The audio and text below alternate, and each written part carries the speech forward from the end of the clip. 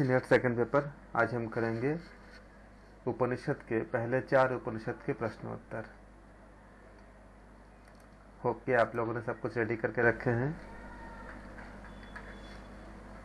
हम पहले है कि ईशावास्य उपनिषद का मूल स्रोत क्या है, बताए पहले का। यजुर्वेद। सबको यजुर्वेद लगता है, तो फिर यजुर्वेद सही है। Option C is correct. बहुत बढ़िया। जल्दी हम ये जैसे हमारा एक समय निकाल के हम इस बार जो पेपर आए हैं 2-3 साल के जो पेपर आए हैं, जो योग के जो पेपर आए हैं, उस योग के पेपर को हम सॉल्व कराएंगे। उसमें आप लोगों को ये सब चीज़ें बहुत हेल्प करेगा और आप देखते हैं कि आप लोग कितना मार्क्स गेन करते हो। उसमें हम मार्किंग के साथ सॉल्व कराएंगे कि आज अगर पेपर हो तो आप कितना नंबर पाओगे, उस हिसाब से करेंगे। वेदांत को क्या कहते हैं? उपनिषद को वेदांत कहते हैं। बिल्कुल सही। ब्राह्मण ग्रंथों के भाग बताएं। सभी उपरोक्त सभी। बहुत अच्छा। आप लोग एबीसीडी बताएं, वो ज्यादा अच्छी होती है। ईशावास्य उपनिषद के अनुसार कर्म समर्पित करने चाहिए किसको? परमेश्वर को। परमेश्वर को समर्पित करना चाहिए।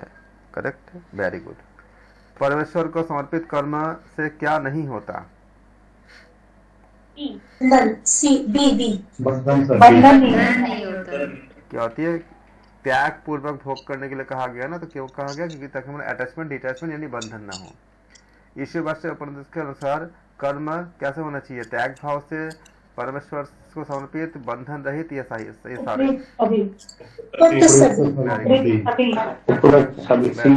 बिल्कुल।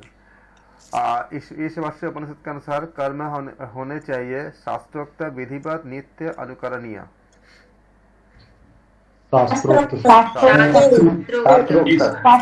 बिल्कुल। ईशावास्य उपनिषद के अनुसार ईशावास्य उपनिषद के अनुसार मुक्ति का मार्ग क्या है? निर्लिप्त कर्म, नित्य कर्म, नैमित्तिक कर्म, महान कर्म। महान कर्म निर्लिप्त कर्म। देखो, मैं अगर किसी को रॉन्ग को निकालनी है तो महान कर्म नाम का कुछ नहीं पढ़ेगा आपने। नित्य कर्म वो होती है, नित्य कर्म हमारे उसमें नहीं होती है। और बचा आपका निर्लिप्त और कर्म और नैमित्तिक कर्म। तो नैमित्तिक कर्म नहीं होती है, नित्य कर्म निर्लिप्त कर्म होती है। क्योंकि नित्य कर्म तो नहीं होगा, निर्लिप्त जिसमें कोई लिप्त ना हो, मतलब कोई अटैचमेंट डिटैचमेंट ना हो। शब्दों से भी पता चलता है। बिल्कुल सही है, 8वां का ये। ईशावास्य उपनिषद के अनुसार अविद्या फलीभूत कब होती है? योनियों में, पुनर्जन्म में, विविध तापों में, ये सारे।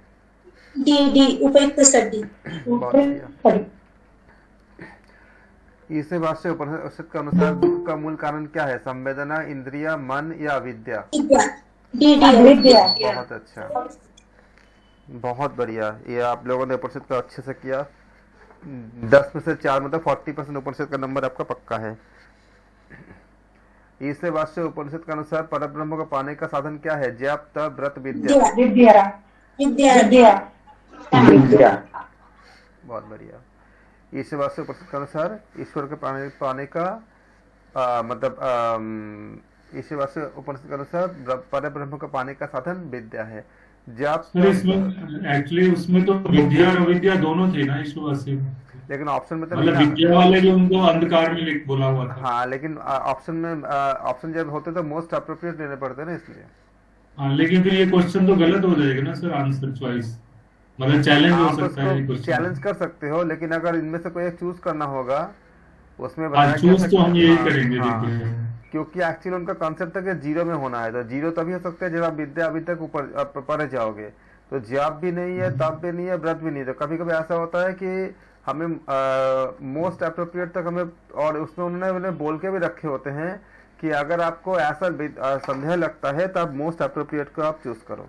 तो उस हिसाब से हम इसको चूज करेंगे। जब ये क्योंकि कहीं बार आया ही हुआ था, जितना क्वेश्चन निकाला गया वो कहीं ना कहीं पूछा गया क्वेश्चन है। अंतःकरण की शुद्धि है। तो ये बहुत अच्छी बात है कि आपने बहुत अच्छे से याद रखा है सब चीज़ों को। रियली मतलब अप्रिशिएटेड, वेरी वेरी गुड। आप सब इस तरह से याद रखते हो, ये बहुत अच्छी बात है। और ऐसे ही तैयारी होनी चाहिए। तैयारी इसी को कहते हैं। दो चार चीजों को रट लेना तैयार नहीं होते। कितने अच्छे से आप लोगों ने तैयारी किया, वेरी गुड। अंतःकरण की शुद्धि हेतु किसकी सेवा पूजा करना चाहिए? देव, पितर, माता पिता या ये सारे? वेरी वेरी गुड, बहुत अच्छा। ईशावास्य उपनिषद का अनुसार परब्रह्म क्या है? सर्वज्ञ, सर्वाधार, सर्वशक्तिमान या उपयुक्त सभी? बहुत अच्छे। ईशावास्य उपनिषद के अनुसार देखो कितने समय लग रहा है आपको, 1 मिनट मिलती है ना, आप लोग 10-10 सेकंड में आंसर, मतलब 10 से 15 सेकंड में निकाल पा रहे हो। ये जो टाइम सेविंग होगा ना, ये फर्स्ट पेपर में आपका काम आ जाएगा। सेकंड पेपर का जो है ना, मैंने अगर आपको, जैसे मैं सोच रहा हूँ, अगर ईश्वर की कृपा रहेगा और अगर ऐसे आप लोगों ने पूरा सब कुछ ऐसा कर लिया तो 2 घंटे नहीं 1 घंटे में खत्म हो जाती है, मतलब उल्टा हो जाता है। आपको 2 घंटे टाइम मिल जाती है उसके लिए, सेकंड पेपर के लिए, सॉरी फर्स्ट पेपर के लिए, और 1 घंटे में आप कर सकते हैं। अगर रखिएगा इसमें खाली हाँ नहीं तो बतानी है, एवरेज आप 1 घंटे से 70 मिनट के अंदर पूरा पेपर आप कर सकते हो, और उतना टाइम वहाँ के लिए आप मतलब बचा सकते हो। क्वेश्चन 14 है, ईशावास्य उपनिषद के अनुसार परमेश्वर क्या है? सत्य, सगुण, नित्य, निर्गुण, उपयुक्त दोनों, या इनमें से कोई नहीं? नित्य निर्गुण। पक्का सर सी होगा, दोनों है सर, नित्य और सगुण भी है, नित्य सगुण भी, सी होगा सर, उपयुक्त दोनों, बिल्कुल। नित्य सगुण भी हो, नित्य निर्गुण भी। यही गलती होती है कि आप लोग जो देख लेते हो तो एक ऑप्शन मिल जाती है, तो हमसे भी गलती होती है, सबसे गलती होती है, इसलिए नित्य तो दोनों में है ना, नित्य तो दोनों में है ना, और ब्रह्म नित्य, हाँ, तो गलत तो कर ही नहीं सकते ना। हाँ, आप लोग पूरा भले ही आपको कितना अच्छे से आ जाए, लेकिन ऑप्शन को तो कम से कम चालू करो, तो हो सकता है कि आपका मतलब आप वो कर लो, मतलब अलग कर लो चीजों को। तो उपयुक्त दोनों, नित्य सगुण भी है, नित्य निर्गुण भी है। केनोपनिषद का उत्गम क्या है? ऋग्वेद, यजुर्वेद, सामवेद। केनोपनिषद में सर्वप्रथम कौन क्या है? अथ केन। केनोपनिषद के अनुसार परमात्मा प्रवृत्त करता है क्या? मन को, प्राण को, वाणी को?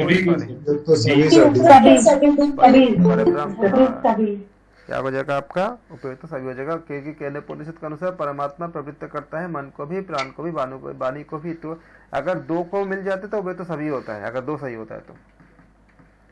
केन शब्द का अर्थ क्या होता है? किसका, किसके, किसके द्वारा, कौन? याद रखिएगा, केन शब्द का अर्थ होता है किसके द्वारा। अगर जिन लोगों को, सब लोग पार्टिसिपेट कीजिए, कितने लोग हैं ग्रुप में? बहुत लोग होंगे ना मेरे ख्याल से, कितने लोग हैं? हाँ 15-20 लोग तो है ही, तो सब लोग बताइए ना। केन शब्द का अर्थ क्या होता है? किसके द्वारा?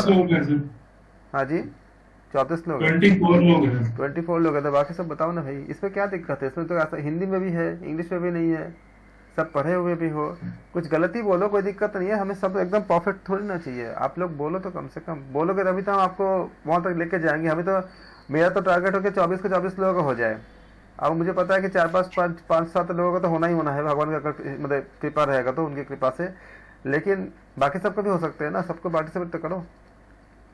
लॉगिन करके छोड़ने से कोई फायदा नहीं है, मैं बार बार बोलता भी हूँ। फायदा तभी है जब आप इसमें एक्टिवली रहो। सही बोलो गलत बोलो दूसरी बात है, परमात्मा है, गलत बोलोगे तो कम से कम हमें पता तो चलेगा ना कि आपको सही करने के लिए हमें क्या करना चाहिए। हमें तो डेटा ही नहीं मिलता कि हम करें क्या। हमें लगता है कि हम जो कर रहे हैं वो परफेक्ट है, क्योंकि आप लोग सब जितना आवाज़ आ रही है सब सही आ रही है। कुछ गलत आवाज़ भी आएंगे तो हम उसको सही करने की कोशिश करेंगे ना। परमात्मा है सर्वशक्तिमान, चेतना, प्रवर्तक, या ये सभी। अगर आपको डाउट होती है कि प्रवर्तक है कि नहीं है, हाँ सही है बिल्कुल। अगर आपको डाउट होती है कि प्रवर्तक है कि नहीं है, तो आप चेक करो कि ये दोनों सही है। अगर ये दोनों सही है तो क्या होता है? ऑप्शन होगा उपयुक्त सभी हो जाएगा, चाहे प्रवर्तक आपको पता रहे ना रहे। सर्वशक्तिमान और परमात्मा सर्वशक्तिमान भी है और चेतना भी है, अकॉर्डिंग टू उपनिषद, केन उपनिषद।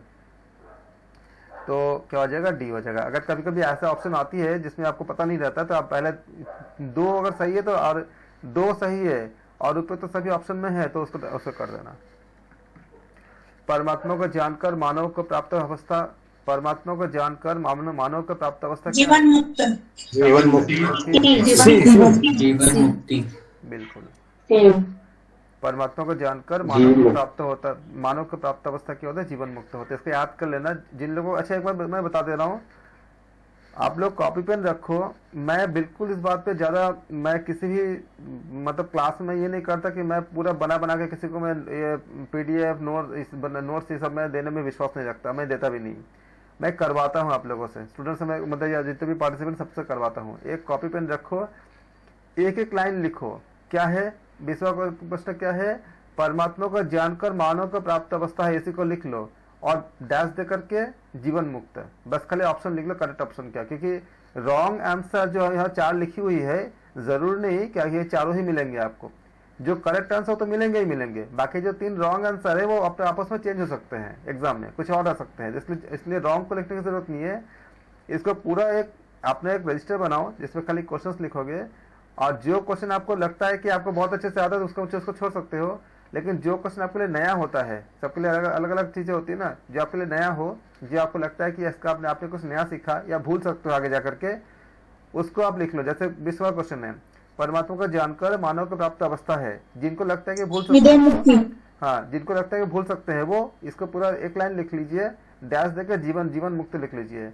वो आपका बहुत एग्जाम के पहले इसको आप 2-3 बार रब पढ़ के जाओगे तो ये आपके लिए बहुत ज्यादा अच्छा काम करेगा, बहुत जल्दी हो जाएगा। मैं ज्यादा मतलब आपने उपनिषद मांगा तो मैंने दे दिया कि ठीक है आप इसको एक बार रीडिंग कर लो, मैं भी चाहता हूँ कि आप लोग उसका अनुवाद कर पढ़ो, तो मैंने दे दिया। बाकी से मैंने वैसे क्या करता है, ज्यादा कुछ बना के मैं देता नहीं हूँ, मैं बनवाता हूँ। आपको बनाने पड़ेंगे, अगर आपको उस लेवल तक पहुंचनी है तो आपको खुद अपने कुआ खोदो पानी पियो। ऐसा नहीं कि आपको बना मिल जाएगा सारा चीजें, मैं कभी नहीं देता। आप इसको लिखो, एक अपने कॉपी आप रजिस्टर बनाओ, मेंटेन करो, अपने हाथ से लिखो। एक लाइन लिखने में ज़्यादा समय नहीं लगती है, मैं थोड़ा स्लो ही बता रहा हूँ ताकि आप लिख सको। अगर छूट जाती है तो आप दोबारा रिकॉर्डिंग को देखना है, इसको रिकॉर्डिंग देख के, लेकिन आपको लिखना आपको ही पड़ेगा। परमात्मा को जानकर मानव को प्राप्त अवस्था क्या होती है? जीवन मुक्त होती है। Very good. जीवित रहते हुए निर्द्वंद हो जाना विदेह मुक्ति, परम चैतन्य लय, तो क्या हो जाएगा आपका? विदेह मुक्ति। विदेह मुक्ति होगा, जीवन मुक्ति होगा? जीवन मुक्ति होगा, क्योंकि विदेह मुक्ति सदा के लिए छूट जाना है। जीवित रहते हुए निर्द्वंद हो जाना, हाँ जीवन मुक्ति होना चाहिए, क्योंकि विदेह मुक्ति सदा के लिए छूट जाना होगा। क्योंकि राजा जनक भी तो विदेह मुक्ति थे ना। विदेह मुक्त होगा, विदेह मुक्ति होगी, क्योंकि निर्द्वंद का अर्थ ही विदेह मुक्त। हाँ जी, क्योंकि राजा जनक को भी आपका विदेह मुक्त ही कहा जाता है, जबकि वो जीवित तो थे ही। वो बिल्कुल सर, जीवित होते हुए भी वो निर्द्वंद थे। और अगर राजा जनक के बारे में आप थोड़ा सा ज्यादा डिटेल में पढ़ेंगे, मैं इसमें लूंगा नहीं, मतलब इसमें काफी मेरा समय, मतलब मेरा अभी मुझे क्वेश्चन आंसर करानी है, लेकिन मैं बता दे रहा हूँ आप लोगों को कि राजा जनक के बारे में थोड़ा सा रीडिंग आप जानना अच्छे से पूरा, किसी मतलब ये सब विकिपीडिया वगैरह से मत करना, क्योंकि उनको खुद ही नहीं पता और कोई कुछ भी डाल देता है। सही सोर्स से जानना राजा जनक के बारे में। राजा जनक को से ज्ञान लेने के लिए दूसरे लोगों से बड़े बड़े ऋषि मुनि आते थे, और वहां भी जो बड़े बड़े जो आपका जो ज्ञाता थे, जिनको नहीं जानते थे, इसके बारे में हम एक उपनिषद में पढ़ेंगे आगे जाकर के, तो उनसे भी उन्होंने भी आपका यहाँ पे आपका पृथ्वी लोक में भेजे थे, जाओ उनसे जाके आपका ज्ञान लो। सर इन्होंने ये एक वो है ना जो 3 अवस्था का क्वेश्चन किया है। हाँ बिल्कुल, और जिनको में जो 3 अवस्था होती है, एक सुप्त होती है, जो होती है, जिनको भेजा गया था ना, मैं आपको बता रहा हूँ, मैं बहुत विस्तार से नहीं जाऊंगा, बस खाली एक आपको क्यूरियोसिटी पता कर रहा हूँ कि आपका दूसरे लोगों से, मतलब आपका जो महाज्ञानी उनके पुत्र ने पूछे थे कुछ ब्रह्म ज्ञान के बारे में, तो जब उन्होंने बोला तो बोले ये तो मैं जानता हूँ, लेकिन मुझे और बताइए। तो बोले जाओ तुम राजा जनक के पास जाओ। जी हाँ जी, तो उसमें और भी विस्तार योग वशिष्ठ में दिया हुआ है ना। हाँ, तो वो जब आए तो राजा जनक जी को से पता चला, तो उन्होंने बोला कि पहले उनको 3 दिन कैसे, मतलब उनको खड़े रखा उन्होंने। तो जब खड़े रहे तो बोले कि देखिए उसके चेहरे में कोई चेंजेस आया, तो बोले नहीं एकदम शांत है, ऐसा ही है। तो बोला ठीक है, उनको ला करके सारे भोग विलास दो, जितने मानवीय भोग विलास हो सकता है, बहुत अच्छे से उनको भोग विलास दो। शायद 7 दिन के लिए उन्होंने, कितना दिन के लिए मुझे दिन से ठीक से याद नहीं है, 3 दिन या 7 दिन खूब अच्छे से उन्होंने उनको भोग विलास दिया, जितना भी मतलब एक धरती का जो भोग विलास होती है हर तरह से। फिर बोला उनको चेहरे में कोई चेंजेस आए? बोले नहीं वैसा ही है। मतलब उन्होंने देखा कि स्थितप्रज्ञता के लक्षण है कि नहीं है, जो त्याग पूर्वक भोग करने के लिए जो बातें जो बताई गई है, आपको नकारात्मक और सकारात्मक, दुख और सुख दोनों में आपका समान है कि नहीं है। उसके बाद राजा जनक ने उनको और भी कुछ टेस्ट से गुजरना पड़ा, फिर उनको बुलाए, जो ज्ञान दिए, बोले ये ज्ञान तो हमको मेरे पिताजी ने भी दिया था, लेकिन उनको बोलने और कई चीज़ों पे उनको बहुत अच्छा वो लगा। और उसके बाद आप उस बात विस्तार से पढ़ना, बहुत विस्तार इसमें है। तो ये आपका विदेह मुक्ति के बारे में, और विदेह मुक्ति के बारे में बहुत विस्तार से बताया गया, आप पढ़ना उसको। सर तो फिर ये गलत हो गया ना सर, ये मुक्ति के जो दो प्रकार बताए, जीवन मुक्ति, विदेह मुक्ति। जीवन मुक्ति में शरीर के रहते हुए मुक्ति प्राप्त होती है, वो जीवन मुक्ति कहलाती है। दोनों का अंतर होती है। हम इसमें इसके बारे में हम विस्तार से अगला जो ऑपरेशन आएगा उसके बाद हम उसमें चर्चा करेंगे, इसलिए हम इसमें चर्चा में नहीं जा रहे। लेकिन विदेह मुक्ति और जीवन मुक्ति का जो अंतर है वह आपको बताया जाएगा कि क्या आपका जो फाइन अंतर क्या है। जीवन मुक्ति जो विदेह मुक्ति का बहुत बड़ा व्याख्या है, लेकिन मैं यहाँ पे जानबूझकर नहीं कर रहा, करूँगा तो मेरा ये मतलब वो जो जिसको मुझे करना वो नहीं कर पाऊंगा। और बताऊंगा कि विदेह मुक्ति का व्याख्यात्मक दृष्टिकोण क्या है। लेकिन बहुत सिमिलर है, बहुत लोग इसको जीवन मुक्ति के साथ बहुत समानता है, बहुत ज़्यादा समानता है इस प्रश्न का। 22वां कीजिए, जन्म मृत्यु से सदा के लिए छूट जाना क्या होती है? मुक्ति। देखो कितनी सिमिलर है। जिन लोगों को लगता है वो सब इसको लिख लीजिए, इसको जीवन मुक्ति, परम चैतन्य निरापद। अगर जो पहले थोड़ा पढ़ के जाएंगे उनको कहाँ डाउट होगा, परम चैतन्य को भी लेके वो डाउट हो सकते हैं, और बाकी शायद डी को वो कंसिडर ना करे, लेकिन एबीसी में उनको डाउट हो सकता है जब आप मतलब कोई थोड़ा पढ़ के जाएंगे तो। और ऐसे ही क्वेश्चन देते हैं। केनोपनिषद के अनुसार ब्रह्म क्या है? केनोपनिषद के अनुसार ब्रह्म है ज्ञाता, प्रेरक, प्रवर्तक, ये सारे।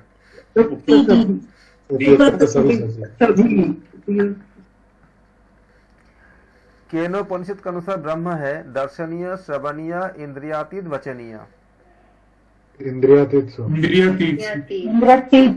24 के लिए होगा, क्योंकि उन्होंने क्या बोला था कि इंद्रिया इसको सेंस इसको देख नहीं सकते, हमारे कान, आँख, नाक इसको देख नहीं सकते, बल्कि ये जिसके जरिए अपना कार्य करते हैं वो ब्रह्म है। तो क्या होता है? इंद्रियों के अतीत है।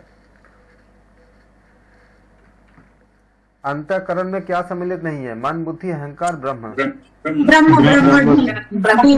बहुत बढ़िया। ब्रह्म। अंतःकरण में सम्मिलित है मन, बुद्धि, अहंकार।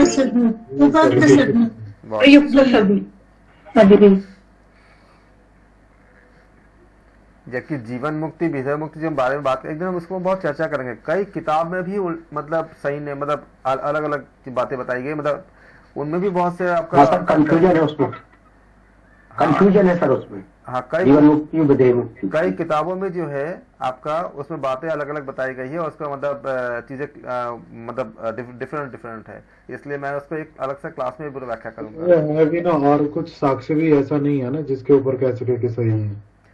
हाँ, इसके ऊपर हम इसको चर्चा करेंगे उसके दूसरे हमारे ग्रंथों के आधार पे, जो जिसमें विदेह मुक्ति के बारे में बताया गया है और जीवन मुक्ति के बारे में बताया गया है।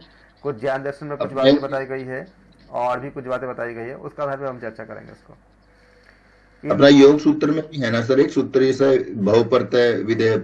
हाँ, विदेह प्रकृति लय नाम। हाँ जी भी है, मतलब और भी कई जगह पे बताए गए इसमें, तो उसको लेके, क्योंकि हम आप लोग हर चीज के लिए गूगल पे डिपेंड मत रहो। गूगल में सबके जो गहन अर्थ कहीं नहीं मिलता, और जो मिलता है उसमें बहुत सी चीज गलत होती है। आपको जब या तो किसी जानने वाले के साथ चर्चा करो या खुद ढूंढोगे, तो या तो आपको दर्शन का नॉलेज होना चाहिए। जैसे आपको कुछ जैसे जैन दर्शन हो गया, बौद्ध दर्शन हो गया, योग दर्शन हो गया, इन सबको नॉलेज होना चाहिए, और कुछ आपको जो वेद उपनिषद के ज्ञान होना चाहिए, तब आप खुद सर्च कर सकते हो, या फिर जो कोई जानने वाला हो तो उससे आप चर्चा करो।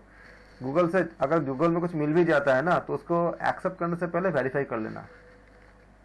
मैंने ऐसे बहुत देखा कि जिसमें सही नहीं होता। इसमें इंद्रियों को कार्य में प्रवृत्त कौन करता है? परमात्मा, आत्मा, मन।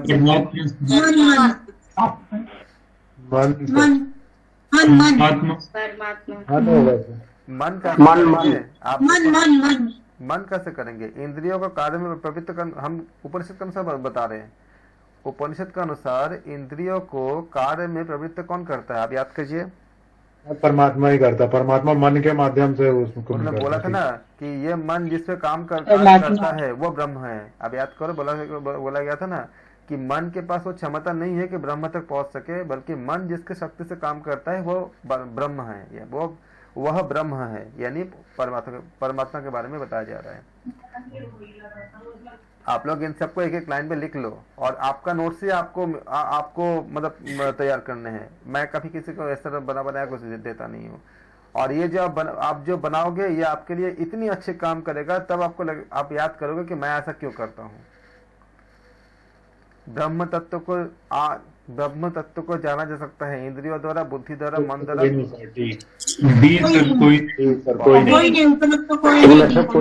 बिल्कुल। केनोपनिषद में उमा ने इंद्र को केनोपनिषद में उमा ने इंद्र को देवासुर संग्राम। हाँ, मुझे इसलिए मैं पढ़ देता हूँ क्योंकि रिकॉर्डिंग में जो लोग देखेंगे उनको तो थोड़ा सा हो जाएगा। केनोपनिषद में उमा ने इंद्र को देवासुर संग्राम में माना है निमित्त मात्र, विजेता, अग्रगण्य, सेनापति। तो सेनापति तो आप कहीं नहीं पढ़े हो। अगर रॉन्ग आंसर भी हाँ, आप लोग को बिल्कुल आंसर याद है, मुझे पता है। खाली जिन लोगों को मतलब जो रॉन्ग आंसर का अगर निकालना चाहेंगे तो सेनापति, विजेता, ये सब कुछ नहीं है इसमें, अग्रगण्य भी नहीं है। तो और आप जो जानते ही हो पूरा इसका कि निमित्त मात्र, बहुत ब्रह्म विद्या स्थिर होती है तप द्वारा, दम द्वारा, कर्म द्वारा, उपरित सभी। जिन लोगों ने नया ये प्रश्न नया है, चाहे रिकॉर्डिंग में देख रहे हैं चाहे लाइव क्लास में है, वो इसको लिख लीजिए अपने कॉपी में।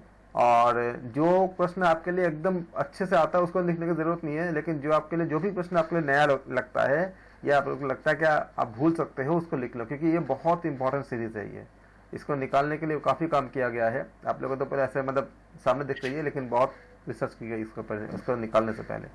तो ब्रह्म विद्या स्थिर होती है किसके? तप द्वारा, दम द्वारा, कर्म द्वारा और उपरित सभी। Very good. इसको बनाते समय ये ध्यान रखा गया था कि कहीं से भी कोई प्रश्न आए, अगर आपने इसको समझ के किया, आपने चट्टा नहीं मारा है और पहले आपने पढ़ लिया फिर समझ के कर रहे हो, तो आपको एग्जाम में बहुत हेल्प मिलेगा। जात वेदा के सर इसमें दम द्वारा, सर इसमें दम क्या अग्नि है सर, थोड़ा दम के बारे में बताएंगे?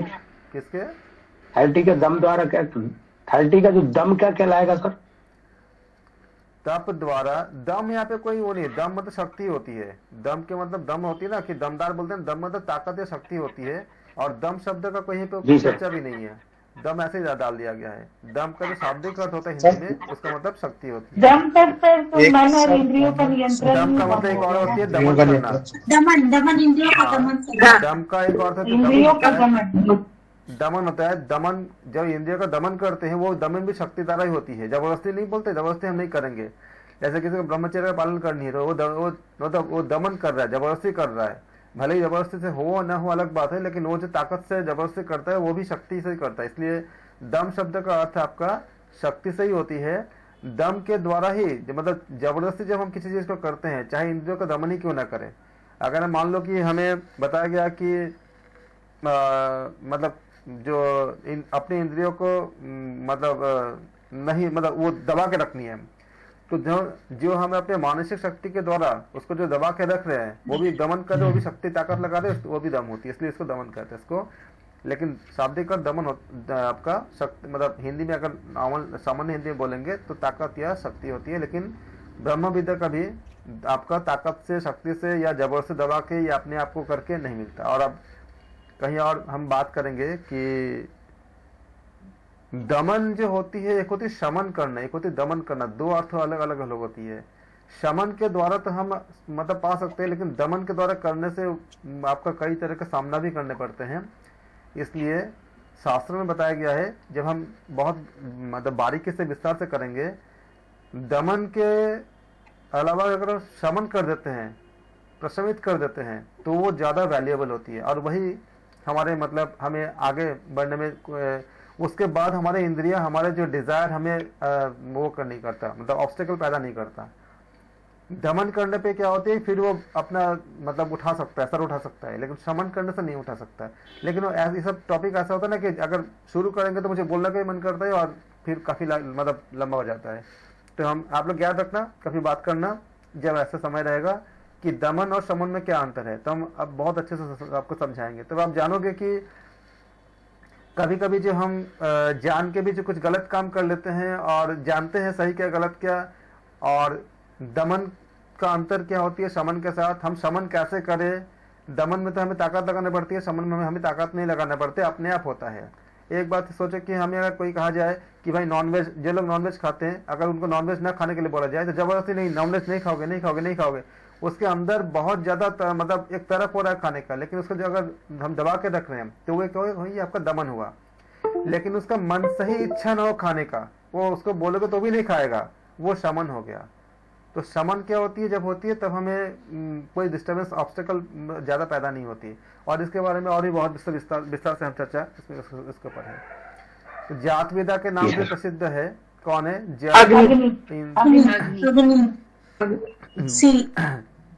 अग्नि सी। तो जात वेदा के नाम से कौन है, आप लोग याद करना, जात वेदा किससे कहते हैं, अग्नि को कहते हैं। अच्छे से याद करना, जिनके लिए नया है उसको याद करना, और जिन लोगों के लिए आता भी है ना, आप लोग भी लिख लो, क्योंकि क्या होता है कि थोड़ी देर बाद भूल जाओगे तो फिर दिक्कत हो जाएगी। ये बहुत इंपॉर्टेंट क्वेश्चन है और आप भूल जाते हो नॉर्मली। अपने कॉपी में लिख लो और एक कॉपी अलग से बनाओ ही है जिसमें आप खाली क्वेश्चन आंसर ऐसा लिखोगे जो आपके लिए नया होता है। हमने भी ऐसा ही किया था, हमें पता है इसकी वैल्यू कितनी होती है। तो केनोपनिषद के वृत्तांत में यक्ष रूप में इसका प्रकटीकरण हुआ था, भगवान इंद्र। पहले 4 ऑप्शन पर के आंसर दीजिएगा। आपने भी इंद्र बोल दिया था ना, आपको पता, मुझे पता है आप जानते हो भगवान, लेकिन आपने इंद्र बोल दिया था। इंद्र को भेजा गया था इंद्र को, लेकिन अगर इस भगवान के जगह पे अगर एक ऑप्शन और होता, भगवान, उमा, इंद्र और ब्रह्म, तो आप किसको आप किसको करते थे? ठीक है। भगवान का जो अर्थ होती है ना, एक और होती है, जो भगवान बोलते हैं ये पंच तत्व से भी संबंधित होता है, जबकि ओंकार जो है वो ब्रह्म जो है उससे भी परे होते हैं। बोलते हैं भगवान, भ भूमि, भ से क्या हुआ, भूमि हो गया। ग से क्या हुआ, गगन हो गया। वा से क्या हुआ, वारी हो गया, वायु, या वायु, सॉरी, हाँ, वायु हो गया। पंच तत्व हैं ये पूरे। आ से क्या हुआ, अग्नि हो गया। नौ से क्या हुआ, नीर हो गया। अब बताओ कोई अगर बोले कि हम भगवान को किसने देखा, तो किसने नहीं देखा मुझे बताओ। अब प्रश्न ये नहीं बनता कि भगवान को किसने देखा, प्रश्न ये बनता है कि कौन ऐसा है जो नहीं देखा। सभी ने देखा। जिसके पास आंखें नहीं होगी वो भी महसूस कर सकता है। भूमि पे आप रहते ही हो, स्पेस आप देखते ही हो, वायु के बिना आप सांस नहीं ले सकते, अग्नि के बिना आप खाना ही नहीं खा सकते। आप तो जानते हो 13 तरह की अग्नि होती है, ऐसा भी रोज खाना किचन में तो हम अग्नि को देखते ही हैं, और पानी के बिना तो हमारा जीवन ही नहीं है। तो ये आपका जो है पंच तत्व से संबंधित है, ये जिसको हम, और भी इसके बहुत ज़्यादा विस्तार से व्याख्या है। देखिए जब ये कभी अगर मुझे हमें मौका मिलेगा इन सब चीज़ों को बात करने के लिए, बोलने के लिए बहुत कुछ है, पूरा साल निकल जाएगा अगर बोलते इस सब के बारे में चर्चा करेंगे तो जितना मिलेगा समय। ओमकार से ऊपर है। ओमकार हम बातें किए थे कल इसमें, हम प्रश्न परिषद में कि कैसे कैसे उत्पत्ति हुई है, कि आपका जो ब्रह्म कैसे आए हैं, उसके बाद सारा चीजें उत्पत्ति हुई है। हाँ जी, तो यहाँ पे मोस्ट अप्रोप्रिएट में ब्रह्म भगवान दिया हुआ है, ब्रह्म नहीं दिया हुआ है, तो हम क्या करेंगे 32 का ए लगाएंगे। लेकिन व्याख्या कर दिया मैंने, ये यहाँ पे भगवान लिखा हुआ है, एग्जाम में अगर ब्रह्म आता है तो भगवान का टिक मत करना, बहुत समझ के करना, इसलिए 4 ऑप्शन का पहले पढ़ना। मैं क्यों बोलता हूँ, हाँ जी बोलिए। ब्रह्म और परम ब्रह्म में क्या वो है डिफरेंस? ब्रह्म पर ब्रह्म जो बोलते हैं, इसमें हम जो ब्रह्म बोलते हैं एक्चुअली पर ब्रह्म, ब्रह्म मतलब क्या, पर ब्रह्म उसका कोई ब्रह्मा के साथ रेफरेंस है। ब्रह्म वो ऊर्जा होती है जो आपका, जिसको हम जो किसी और से उत्पन्न नहीं होता, क्योंकि ब्रह्मा जो है वो किसी से उत्पन्न आपका डिराइव होते हैं। जैसे हम साइंस में पढ़ते हैं कि आपका फंडामेंटल क्वांटिटी और डिराइव्ड क्वांटिटी, इस तरह से ब्रह्म ही पर ब्रह्म का कोई बाकी दोनों में इन दोनों में कोई अंतर नहीं मिला मुझे। ब्रह्म ही पर ब्रह्म कहते हैं, लेकिन ब्रह्मा और ब्रह्म में अंतर है, बहुत अंतर है। ब्रह्म ही हमें पर ब्रह्म मिला। जितना मैंने टेक्स्ट मैंने देखा, मैंने जहाँ जहाँ मैंने पढ़ा, तो मुझे ब्रह्म और पर ब्रह्म एक ही मुझे मिला। और अगर दूसरा कुछ है तो अभी तक मुझे नहीं मिला, लेकिन एक ही मिला। लेकिन ब्रह्मा के साथ ब्रह्म का अंतर है। ब्रह्मा एक पद है जो कि ब्रह्म एक ऊर्जा है। तो हम ऐसे कह सकते हैं कि ब्रह्मा जो है वो ब्रह्म का क्रिएशन है। ब्रह्मा एक पद है, जैसे विष्णु एक पद है, और आपका जैसे आपका शिव एक आपका मतलब एक, आप जब शंकर में पढ़े होगे और बाकी सब जगह पढ़े होगे कि जब आपका सृष्टि की शुरू होती है तो परमेश्वर एक संकल्प करते हैं। संकल्प करने के बाद उनकी सृष्टि की उत्पत्ति हो। हम दूसरे प्रश्न में आगे पढ़ेंगे कैसे कैसे उत्पत्ति हुई, आगे अभी पढ़ेंगे की उत्पत्ति होती है वो। हाँ, वो सब चीजें हम देखेंगे। तो फिर उन्होंने एक को स्थापित किया। फिर आपका जब उन्होंने शंकर को उत्पन्न किया, शंकर से बोला कि आप नया सृष्टि उत्पन्न कर लोगे? बोला हाँ कर लूंगा। तो शंकर भगवान से कहते, उन्होंने सबसे पहले जो भूत प्रेत इत्यादि क्या नेगेटिव, मैं उसमें बात कर रहा था कि तमोगुण सतगुण रजोगुण सबका अपना अपने वैल्यूज होते हैं। तो भूत प्रेत इत्यादि वो भी उत्पन्न उनका ही तो है। उसके बाद दूसरी सृष्टि उत्पन्न हुई। फिर आपका मनु का उत्पन्न हुआ। अभी जब मनु को उन्होंने उत्पन्न करने के बाद बोले कि आप जो है ये हमने मानस सृष्टि हुआ। मानस मतलब संकल्प किया, संकल्प करते ही उत्पन्न हुई, सृष्टि हुई। ये वहां तक परमेश्वर ने कर दिया। मनु के बाद से मनु को उन्होंने आदेश दिया कि अब मैथुन क्रिया के द्वारा आप नया सृष्टि उत्पन्न करो, और जो हमारे जो मैकेनिज्म अभी चलती है जिस तरह से, वो सृष्टि उत्पन्न हुई। तो ये इसका पहले का जो सृष्टि होती है वो आपका मानसिक मतलब उन्होंने इच्छा किया और सृष्टि उत्पन्न हो गई, वहां से उत्पन्न होती है। और उसके पहले जो ब्रह्मा के बारे में, ब्रह्मा विष्णु महेश ये सब जिनकी उत्पत्ति हुई है वो आपका मानस सृष्टि, मतलब उन्होंने इच्छा उत्पन्न की परमेश्वर ने, उससे उत्पन्न हुई। ब्रह्मा भी मानस सृष्टि से ही उत्पन्न किए थे कई आपका उनके जो हमारे जो सृष्टि है। उसके बाद उन्होंने मैकेनिज्म बना करके दिया कि आप इसको आगे बढ़ाओ।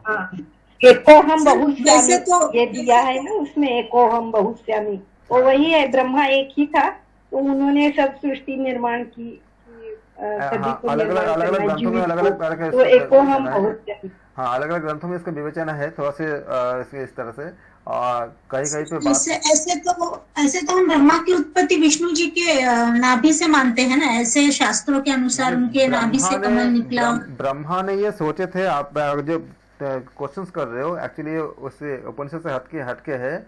ब्रह्मा ने एक बार सोचा कि मेरे उत्पत्ति स्थल किधर है, तो उन्होंने बहुत खोजा, बहुत खोजा, तो उन्होंने नहीं पाए। तो उन्होंने उनके अंदर से एक आवाज आया, जप मतलब आपका तपस्या करो, तप करो। तो उन्होंने तप करना शुरू किए। तो करते करते इसके बीच में बहुत सा कथा है, कथा को मैं स्किप कर रहा हूँ। तो उन्होंने पाया कि उनका जो है उत्पत्ति नाभि स्थल से हुई है। उसके बाद की बहुत बड़ी कथा है, अगर उसमें हम जाएंगे तो हमारी छूट जाएगी। तो उसके बाद काफी चीजें आपका, लेकिन आप देखो कि हिरण्यगर्भ को एक जगह पे क्या कहा गया है, आपका विष्णु से संबंध किया गया है, किसी और जगह पे इनको ब्रह्म से संबंधित किया गया है। तो इसका अलग अलग ग्रंथों में, अलग अलग शास्त्र में कई अलग अलग बातें हैं। मुख्य बात एक ही है कि सबसे पहले वो ऊर्जा है जिसको परब्रह्म कहते हैं, उन्होंने उनके द्वारा कुछ आपको जब आपका सृष्टि में जब आपका तीनों गुण में जब विक्षोभ पैदा हुआ तो एक नया आपका रचना हुई। उसके बाद धीरे धीरे करके सीरीज बनते गए। और इनमें कहीं कहीं नामों में कुछ अंतर है। जैसे एक जगह पे आपका इंद्र को ही ब्रह्मा कहा गया है, लेकिन हम जो कल उपनिषद हम पढ़ रहे थे, लेकिन अन्य जगह पे क्या कहा गया है, इंद्र को स्वर्ग के देवता कहा गया है। इसलिए कई कई जगह पे नामों में आपका मतलब मतांतर हो सकती है, लेकिन उसका मीनिंग मैकेनिज्म एक ही है। और इंद्र को ब्रह्मा एक जगह पे कुछ जगह पे कहा गया है, क्यों कहा गया है उसका भी बहुत बड़ा आपका सिद्धांत और उसका व्याख्या है। लेकिन अभी हम उपनिषद कर लेते हैं, फिर हम इसके बारे में बात करेंगे। यम और नचिकेत हमने 33 कर लिया था। केनोपनिषद में यक्ष का वृत्तांत से क्या त्यागने की शिक्षा मिलती है?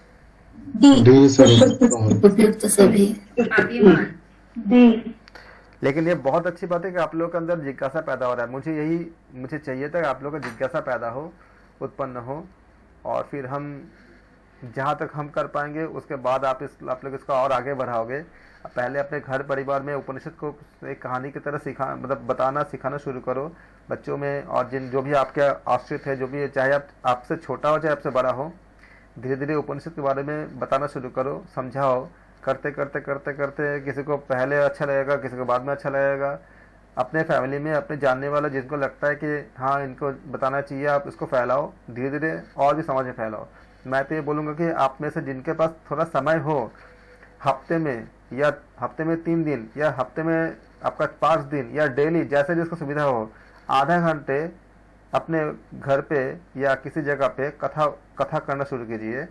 इससे आपके अंदर इतनी ज़्यादा पॉजिटिव चेंजेस आएंगे जितना जिससे संभव हो सके। जिसके जो जॉब में है वो वीकेंड में कर ले, कैसे भी कर ले।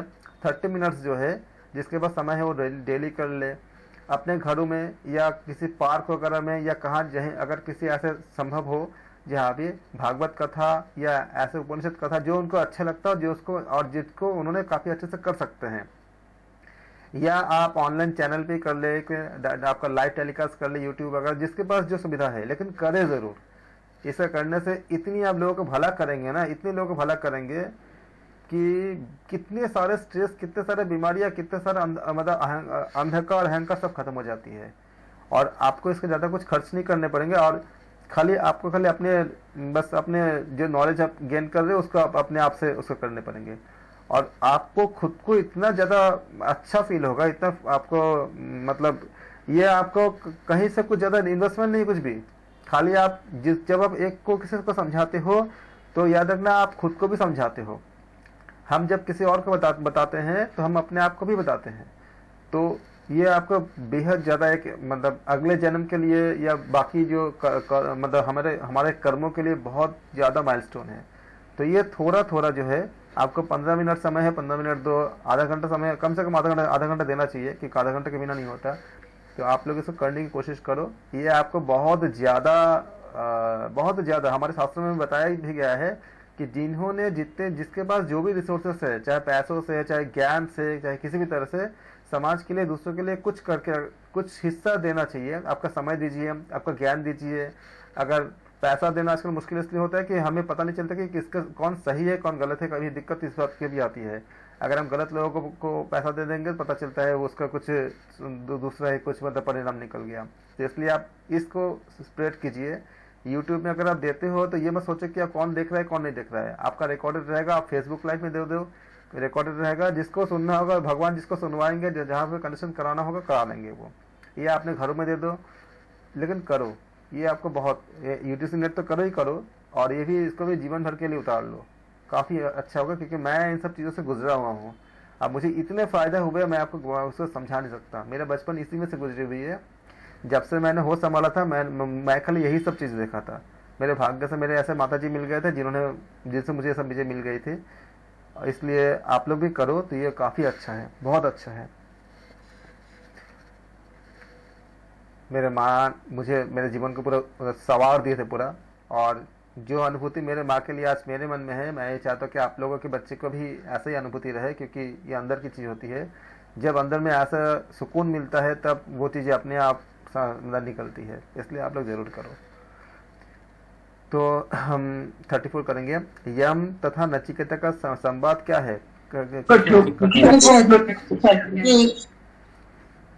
क्योंकि मैं ये क्लास जब ख़त्म हो जाएगा, मैं ये भी चाहता हूँ कि आप लोगों को मैं प्रेरित करके जाऊँ, इंस्पायर करके जाऊँ, खाली एग्ज़ाम के लिए नहीं, अपने जीवन और समाज के लिए भी आप लोग इनका पूरा आगे बढ़ाओ।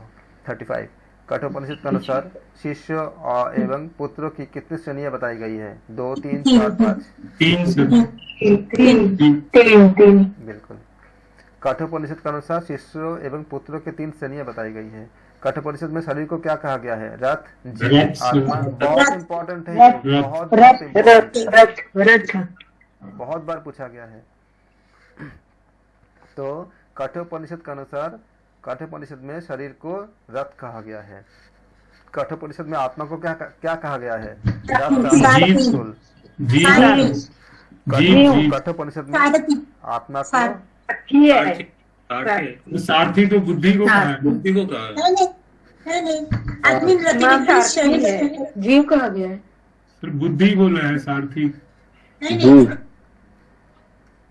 क्या कहा गया है? कठोपनिषद में आत्मा को जीव जीव कहा है। सारथी तो बुद्धि को बोला है ना, सारथी बुद्धि को बोला था ना। हाँ जीव आएगा, जीवात्मा ये भी बोलते हैं आएगा ना सर, सर। जीवात्मा होता है। सर जीवात्मा कहते हैं ना आत्मा को। कठोपनिषद में आत्मा को जीव बोला गया था ना। स्थूल नहीं है, जीवात्मा बोलते हैं ना सर आत्मा को। जीवात्मा है ना, जीवात्मा को जीव बोला वही गया है। जीव हो गया हाँ, उससे। मैं ही बोल रहा था। ठीक।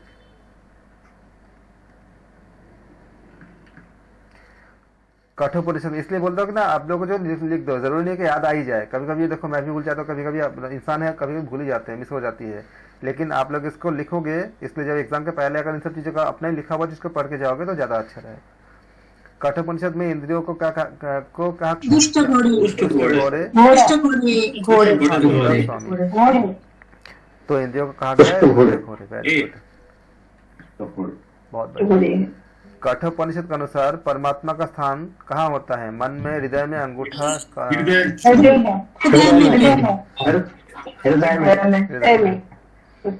क्या हो जाएगा? बी हो जाएगा। अंगूठा क्या उनका साइज होता है, लेकिन स्थान कहाँ पे होता है? हृदय में। आप लोग हृदय भी पढ़े हो, अंगूठा भी पढ़े हो, लेकिन इसमें मतलब लोग कंफ्यूज नहीं होंगे। क्या बोला? स्थान पूछा गया है, इसलिए पूरा प्रश्न को पढ़ना, 4 ऑप्शन को पढ़ना। कठोपनिषद के अनुसार योग क्या है? इंद्रियों की चित्त वृत्ति निरोध समाधि ध्यान। तो कठोपनिषद के अनुसार क्या है? 40 का ए। इंद्रियों की स्थिर धारणा। कठोपनिषद के अनुसार योगाभ्यास से साधक क्या होता है? कुशल, प्रमाद रहित, दीर्घसूत्री, दूरदर्शी।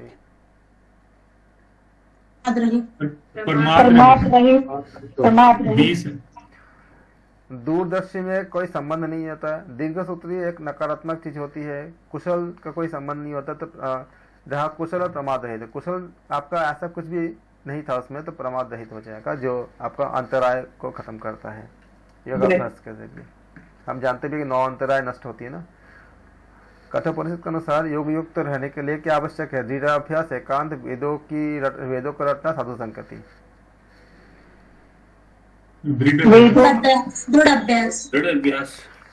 साधु संगति आपका जो अच्छे से मतलब पढ़ भी लिए हैं। जिन लोगों ने कठोपनिषद नहीं पढ़ा वो चारों में कंफ्यूज हो सकते हैं, लेकिन जिन्होंने पढ़ा है उन्होंने ये जानते हैं कि वेदों के रटने के बारे में नहीं बोलते, कुछ चर्चा ही नहीं है। साधु संगति का कोई चर्चा नहीं है। एकांत और दृढ़ अभ्यास में लोग डाउट हो सकते हैं, लेकिन उसमें क्या बोला गया है? दृढ़ अभ्यास बताया गया है। जिनको जहाँ पे डाउट लगता है, मतलब जैसा लगता है कि ये डाउट हो सकता है या भूल सकते हैं, उसको लिख लेना क्वेश्चन को। कठोपनिषद के अनुसार शरीर में नाड़ी की संख्या देख रहे हो? 72 पढ़ा है, कहीं किसी दूसरे उसमें किसी एक जगह पे 3 भी पढ़ोगे आगे, और कहीं पे किसी दूसरे ग्रंथ में किसी जगह पे आपका 72,000 है, किसी जगह पे आपका यहाँ तो 101 आपका ऑप्शन देके रखा है। कहीं कहीं पे क्या होता है 100 पे 100 और 101 दोनों देते हैं। तो इसलिए जो है आप लोग बहुत अच्छे से, बहुत ध्यान से करना। अगर 100 का ऑप्शन होता है तो अक्सर लोग इसमें गलती कर लेते हैं, तो गलतियां मत करना। कठोपनिषद के अनुसार योग विधि प्राप्त करके साधक क्या होता है? मृत्यु सहित, ब्रह्म प्राप्त और उपयुक्त सभी। अब इस क्वेश्चन में किसी को अगर डाउट होगा तो मृत्यु जब हमें मोक्ष मिलती है तो क्या होता है? फिर दोबारा मृत्यु हमें जन्म मृत्यु से हम खत्म हो जाते हैं, तो ऑप्शन ये सही है। और जब मोक्ष मिलती है तो क्या हो जाती है? हमें तो ब्रह्म की प्राप्ति भी होती है। तो फिर हमें विकार तो रहेगा ही नहीं। विकार तो तब होगा जब हमारे पास अज्ञानता होती है। अज्ञानता जब अज्ञान होती है तभी विकार होती है। तो जब ज्ञान मिल जाती है तो विकार खत्म हो जाती है। लेकिन अगर यहाँ पे वो लॉजिक ना भी लगे मान लीजिए, लेकिन दोनों अगर सही है तो क्या मानोगे? उपयुक्त तो सभी मान लोगे। ये आपको एक मतलब क्लू बता रहा हूँ कि अक्सर ऐसा हो जाता है कि हमें 2 तो सही लग रहा है, 1 का पता नहीं। तो उस समय क्या करोगे कि अगर 2 सही है तो क्या हो जाएगा? उपयुक्त तो सभी हो जाएगा। लेकिन चारों ऑप्शन पढ़ लोगे अच्छे से, और चारों मतलब क्वेश्चन को बहुत अच्छे से पढ़ लोगे तो क्या हो जाएगा? आपको उपयुक्त तो सही हो जाएगा। कठोपनिषद के अनुसार मनुष्य के शरीर में आत्मा का आकार क्या होती है? अंगूठे के बराबर, तिल के बराबर।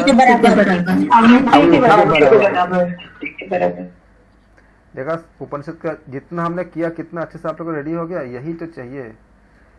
मैंने क्या बोला था? ना तो आपको बहुत व्याख्या पढ़नी है, ना तो आपको समरी पढ़नी है।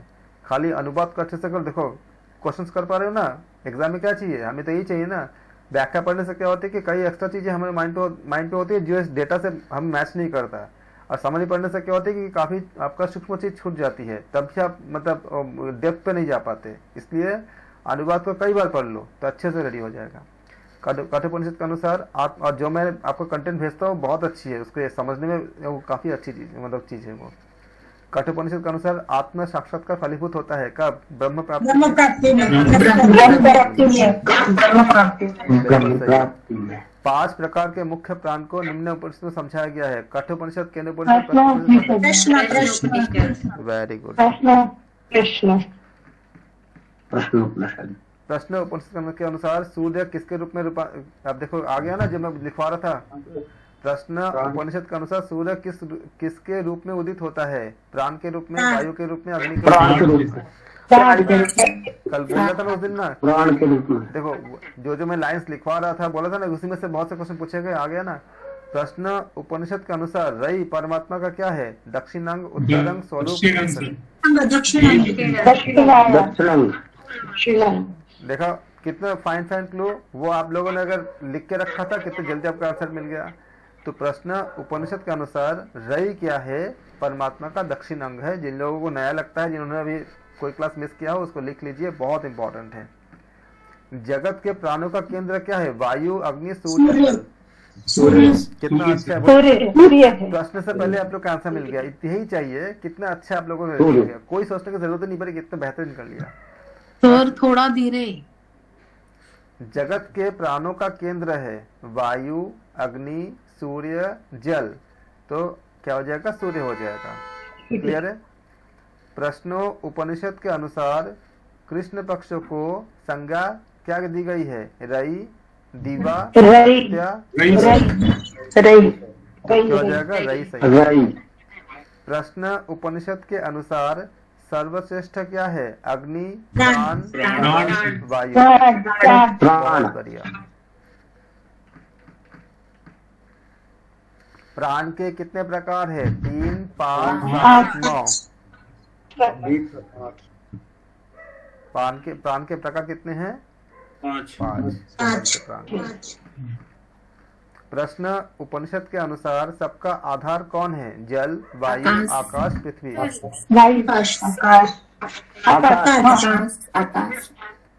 प्रश्न उपनिषद के अनुसार सबका आधार कौन है? आकाश है। प्रश्न उपनिषद के अनुसार अग्नि रूप में कौन तपता है? सूर्य, प्राण, चक्षु, तेज। प्राण। अग्नि रूप कौन तपता? प्रश्न उपनिषद के अनुसार अग्नि रूप में कौन तपता है? प्राण, सूर्य, चक्षु, तेज। कौन? प्राण तेज में होता है, इसलिए लगता है वो प्राण। प्रश्न उपनिषद में पर्यंत की संज्ञा किसे दी गई है? प्राण, सूर्य, जल, वर्षा।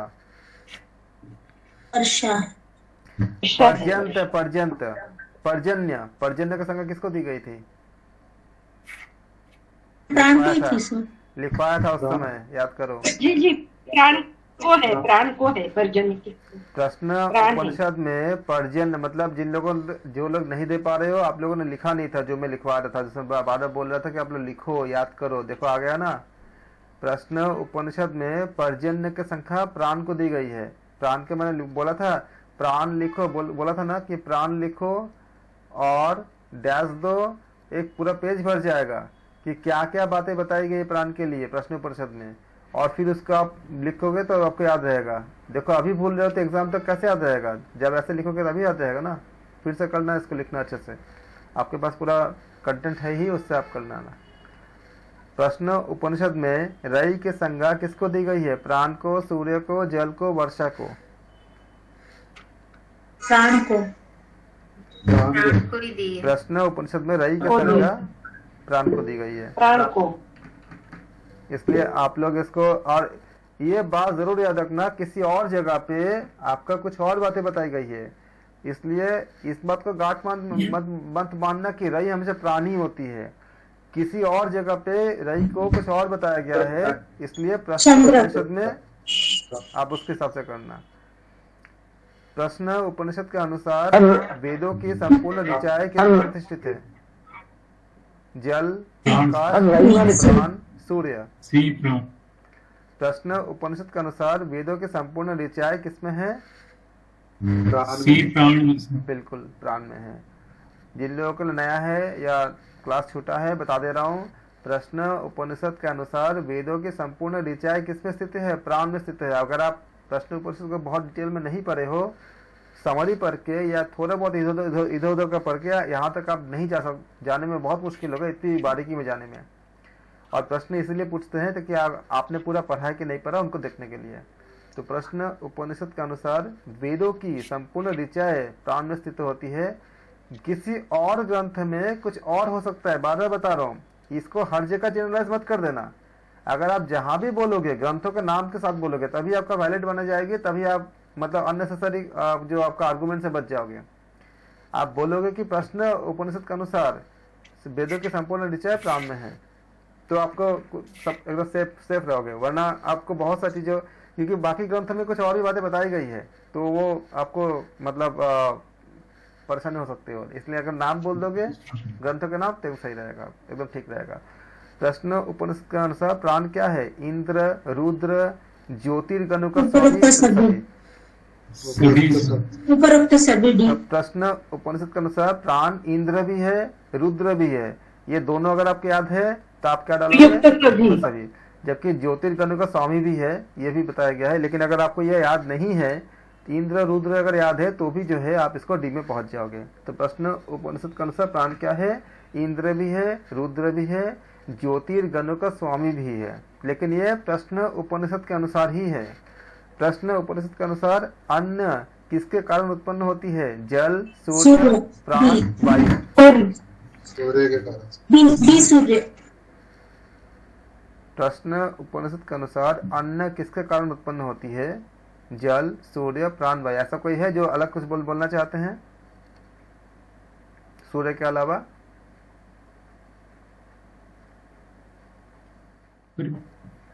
सूर्य ठीक है, लेकिन जो ऑप्शन दिया गया है प्राण, लेकिन वो शुरुआत प्राण से ही होती है ना। प्राण से ही है ना सर, प्राण। लेकिन प्राण से ही प्राण ही आना चाहिए। प्राण ब्रह्म है, शुरुआत में ही होती है प्राण से। पर सर उन्होंने कहा है कि प्राण के मैंने चंद्र अन्न की उत्पत्ति की है और अन्न को खाने वाला सूर्य। ये भी एक सेंटेंस ये है, बिल्कुल सही है। इसलिए बोल रहे हो कि गलत नहीं बोल रहे, आप सही बोल रहे हो। लेकिन दोनों के बीच में अगर हमको यही क्वेश्चन तो ऐसी तो होती है, डाउटफुल क्वेश्चन होती है। यह जो बोल रहे हैं सूर्य के बारे में बताया गया है, लेकिन सूर्य कैसे उत्पन्न हुई है? सूर्य की उत्पत्ति आपका ब्रह्म से हुई है ना। तो वो ब्रह्म का मतलब क्या? प्राण से संबंधित किया जा रहा है। तो इसलिए यहाँ पे अगर उसको देखोगे तो जो सूर्य भी जिससे डिराइव हुई है, तो वो कहाँ से हुई है? प्राण से मतलब आपका उत्पन्न हुई है। तो अगर प्राण नहीं होता तो सूर्य सही होता। मैंने बोला था तो भगवान था और ब्रह्म नहीं था तो भगवान सही हो गया। लेकिन ब्रह्म भी होता और भगवान होता तो ब्रह्म सही होता। तो सूर्य सही है, लेकिन यहाँ पे सूर्य के साथ प्राण भी है। तो बहुत जगह सूर्य बताई गई है उसमें, लेकिन सूर्य कहाँ से उत्पन्न हुई है? तो अन्न को उत्पन्न कारण क्या हो जाएगा आपका? वहां पे क्या बोला था उसने? वहां बोला था कि अन्न को खाने वाला कौन था? सूर्य था। याद कीजिए प्रश्न उपनिषद में। प्रश्न उपनिषद के अनुसार अन्न किसके कारण उत्पन्न होता है? यहाँ पे उत्पन्न पूछा है और वहां पे क्या था? खाने वाला था। चंद्र और सूर्य के बारे में जो बताया गया था। भगवत गीता के अगर आप पढ़ोगे चैप्टर नंबर 15, उसमें बताया गया है, भगवान कृष्ण कहते हैं अर्जुन से, हे अर्जुन मैं ही, इसलिए तो मैंने आपको गीता का वो भेजा था, पूरा ऐप भेजा था कि आप लोग पढ़ो। मैं ही, भगवान कृष्ण कहते हैं कि भगवान कृष्ण ही, नारायण ही चंद्र के द्वारा अमृत की वर्षा करके वनस्पतियों को पुष्ट करते हैं। पढ़ के देखना, यही लाइन है पूरा, ये बता रहा हूँ आपको चैप्टर 15 में। बहुत ही ज्यादा गहन अच्छी बात है इसमें। तो क्या हो जाएगा? ऑप्शन सी हो जाएगा। किसी को डाउट तो नहीं है ना?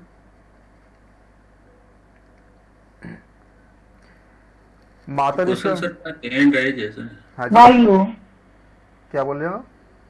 कौशल सर का हैंड। कौन सा क्वेश्चन? कौशल सर का।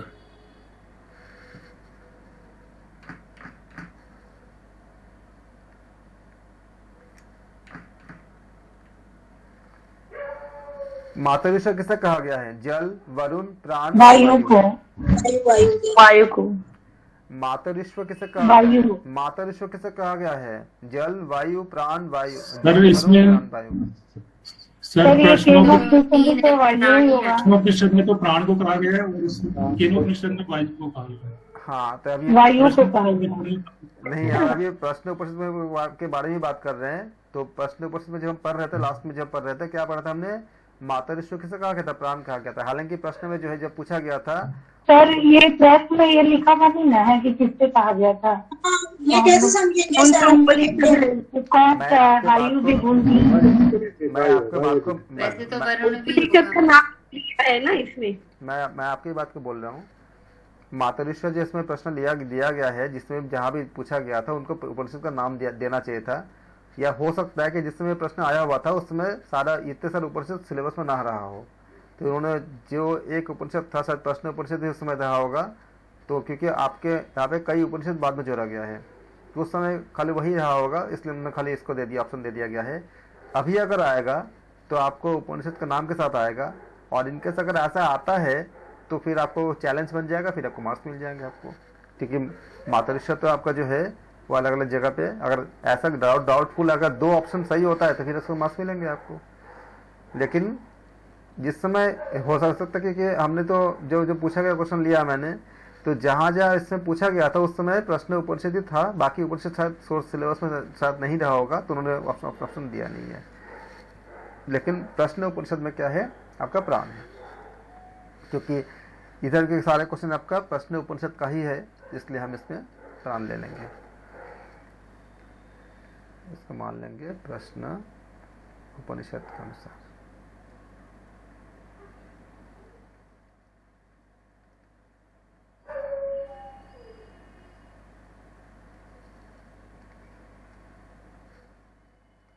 एक बात तो आप लोगों ने बहुत अच्छे से पढ़ाई किया, रियली वेरी गुड। यही मैं चाहता था, बहुत अच्छे से आपका हो गया।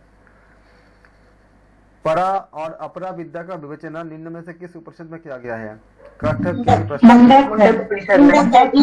मुंडक किया गया। मुंडक तभी पढ़े नहीं है, इसका मतलब हम पढ़ेंगे मुंडक उपनिषद। तो हम यहाँ तक रखते हैं, और यहाँ तक हमें चारों उपनिषद के ऊपर हमने 61 क्वेश्चन हमने किया हमने, और आपने को काफ़ी अच्छा किया।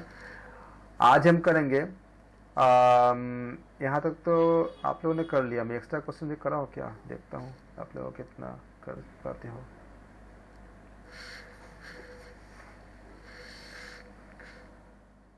या फर्स्ट पेपर शुरू कर देता हूँ थोड़ा सा। हाँ, ये फिर कल कर लेंगे इसको। फर्स्ट पेपर में आज मैं 2020 का रखा हूँ, इसमें इंग्लिश हिंदी दोनों है।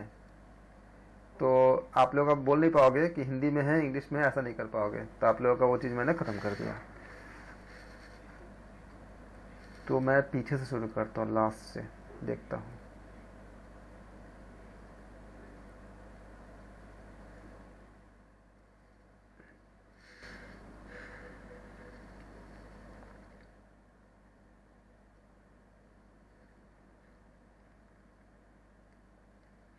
बीच का क्वेश्चन देखता कि आप लोगों को कितना आ रहा है।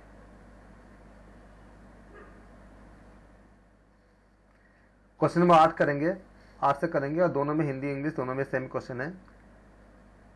और आप लोग पहले हिंदी में पढ़ लीजिए, हिंदी वाले, फिर इंग्लिश वाले पढ़ेंगे।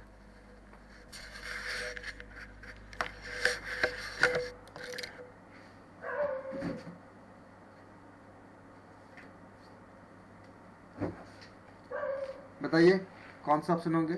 हिंदी में पढ़ लिया आप लोगों ने?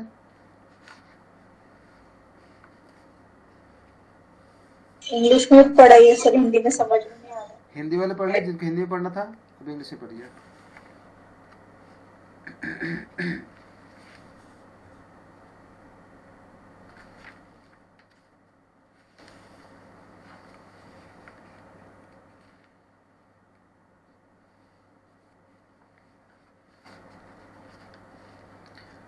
फ्रॉम द फॉलोइंग आइडेंटिफाई, आप बताइए कि क्या बोला है? From the following identify those features which are associated with the indirect instructional strategies, guided student practice, focus on concept acquiescing through question answer series session, presenting the stimulus material in small, easy to take steps, problem based presentation, participatory and collaborative moves stressed। ये आपका 5 आपका statement दी गई है। हिंदी में तो सबको clear है, हिंदी में आप लोग पढ़ लो एक बार।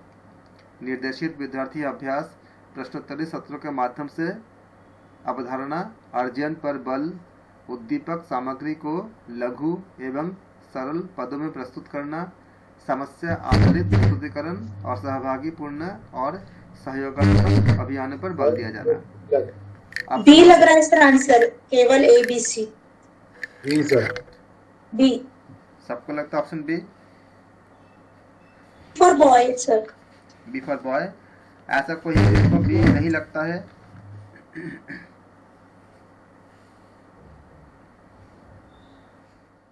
ऐसा कोई हो जिनको बी नहीं लगता हो कि बी नहीं, कुछ सी डी ऐसा कुछ होना चाहिए? सर एक बार इंग्लिश का भी इंग्लिश वाला दिखाइए थे।